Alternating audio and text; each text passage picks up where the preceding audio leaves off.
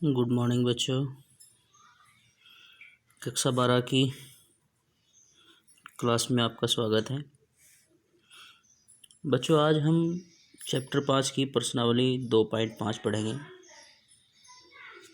सातत्य तथा अवकलनीयता। इसकी 5.1 हम बाद में पढ़ेंगे क्योंकि वो एक अलग चैप्टर है। आपने जो पढ़ रखा है कक्षा 11 में उससे रिलेटेड ये 5.2 है। बच्चों कक्षा 11 में आप अवकलन का बेसिक पढ़ चुके हैं, यानी सातत्यता हम बाद में पढ़ेंगे, पहले पढ़ेंगे अवकलनीयता। इसके बारे में आप कक्षा 11 में पढ़ चुके हैं। अवकलन के निम्नलिखित सूत्र इस प्रकार हैं जो आपने पढ़ लिए हैं। d/dx यानी अवकलन हम किसी भी पद का या किसी भी फलन का अगर करते हैं तो हम क्या लगाते हैं, उसका d/dx, ये इसका अवकलन हो जाएगा। आगे जब इसका मान लिखेंगे हम फार्मूलों के अकॉर्डिंग तो वो इसका क्या होगा, मान होगा। तो बच्चों हमने पढ़ा था कि d/dx बराबर c बराबर क्या होता है, 0, जहाँ c क्या है, एक अचर पद है, यानी 1 2 3 4 5। d/dx x की पावर n, x की पावर n क्या है, हमारा फलन है। किसके सापेक्ष करना है इसका अवकलन, x के सापेक्ष, यानी जो यहाँ होगा वो यहाँ होना चाहिए। तो इसका फार्मूला क्या होगा, इसका मान क्या होगा, n इंटू एक्स की पावर n-1, जहाँ n एक पूर्णांक है, यानी कि 1 2 3 है। अब आप देखिए d/dx साइन एक्स का कोस एक्स होता है, d/dx कोस एक्स का d/dx कोस एक्स का माइनस के साइन एक्स होता है, d/dx टेन एक्स का सेक स्क्वायर एक्स होता है, d/dx कोट एक्स का माइनस के कोसेक स्क्वायर एक्स होता है, d/dx log x का 1/x होता है।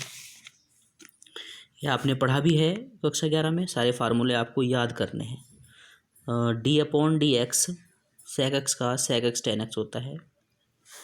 बच्चों इस प्रश्नावली में हम अवकलन का दूसरा रूप पढ़ेंगे, यानी सिंपल अवकलन तो आप पढ़ चुके।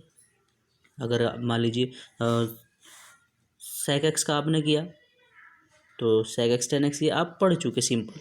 इसमें अब इस x की जगह पर ये जो x है कुछ और देगा, कुछ और फलन देगा, जैसे साइन एक्स स्क्वायर प्लस, यानी x यहाँ पर क्या है, x नहीं है, x क्या है, x से अलग संख्या है तो x के रूप की, लेकिन वो क्या है, एक्स स्क्वायर प्लस 1। अगर यहाँ पर सिंपल x होता तो डायरेक्ट इसका सेक एक्स टेन एक्स जो आप कक्षा 11 में पढ़ चुके हैं। यहाँ पर ये अवकलन का अवकलन भी कहते हैं इसे, और अदर फलन भी कहते हैं। तो इस अवकलन को करने के लिए हम इसे अतिरिक्त फलन को t मान लेते हैं या उसे छुपाकर हल कर लेते हैं, वहीं का वहीं। दो तरीके हैं इसके, या तो t मान कर या फिर उसको छुपाकर हल करते हैं।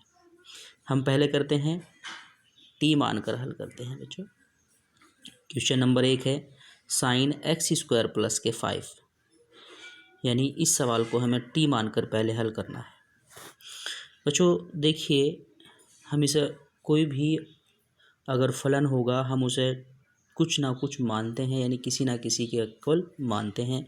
तो यहाँ हम सबसे पहले फलन को y के इक्वल मान के चलते हैं, y के बराबर, यानी y बराबर साइन एक्स स्क्वायर प्लस के 5। ये हमने अपनी तरफ से किया है क्योंकि हमें d/dx करना है, तो हम मान निकाल लेते हैं dy/dx का।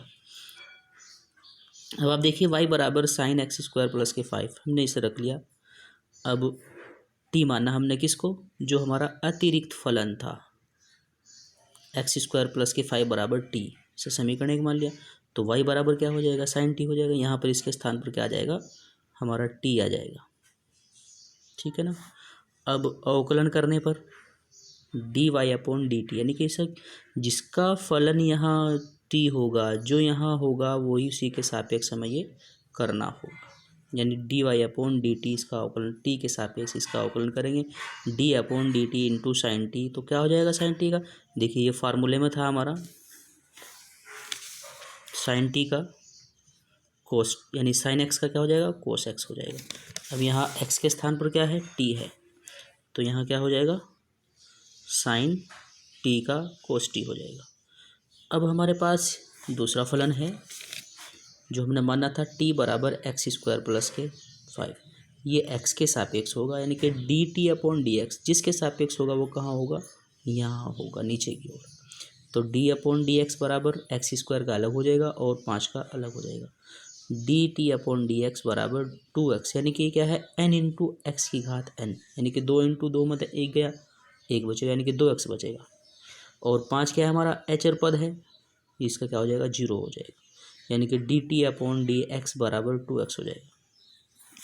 अब इसका अवकलन क्या होगा, हमने दोनों का क्या था, y बराबर था हमारा, तो d y upon d x, y का क्या होगा d y upon d x, क्योंकि हमारा फलन जो है वो x में है, हमारा फलन x में है। तो अब हमें क्या करना है, d y upon d x बराबर d y upon d t गुणा d t upon d x. अब हमें ये दोनों मान यहाँ रख देनी है, d t upon d x का भी और d y upon d t का भी। देखिए d y upon d t का मान हमारे पास था कोस टी और d t upon d x का मान था हमारे पास 2x।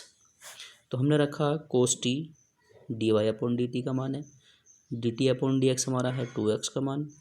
अब हमने ये टी का मान भी यहाँ रख दिया जो मान रखा था, टी का मान क्या था हमारे पास एक्स स्क्वायर प्लस के 5 इंटू 2x, या d y upon d x बराबर 2x into cos x square plus के 5, ये इसका आंसर हो जाएगा। बच्चों इसका दूसरा रूप जो है हम डायरेक्ट करते हैं, यानी ये भी करके दिखा देते हैं। ये वाई बराबर हमारे पास साइन एक्स स्क्वायर प्लस के 5 है, एक्स के सापेक्ष अवकलन करने पर देखिए d y upon d x cos, यानी हमने क्या किया, ये जो हमारा एक्स स्क्वायर और प्लस के 5 है हमने इसे छुपा लिया, यानी इसे क्या मान लिया हमने एक्स मान लिया यहीं का यहीं। तो ये देखिए क्या हो जाएगा साइन एक्स हो जाएगा अपनी तरफ से।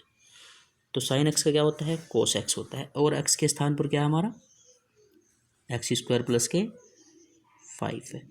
अब जो हमने छुपाया था एक्स स्क्वायर प्लस के 5 उसका दोबारा वहीं का वहीं पुनः अवकलन कर दीजिए, यानी एक्स स्क्वायर प्लस के 5 का डी बाई डी एक्स वहीं का वहीं गुणा वहीं। तो ये क्या है हमारा कोस एक्स स्क्वायर प्लस के 5 into d upon d x x square का plus d upon d x 5 का तो 0 हो जाएगा, और एक्स स्क्वायर का क्या हो जाएगा 2x हो जाएगा। इस 2x को हमने यहाँ लिख लिया क्योंकि गुणा में है ये, और कोस एक्स स्क्वायर प्लस के 5 का डायरेक्ट आंसर हो जाएगा। बच्चों समझ आया।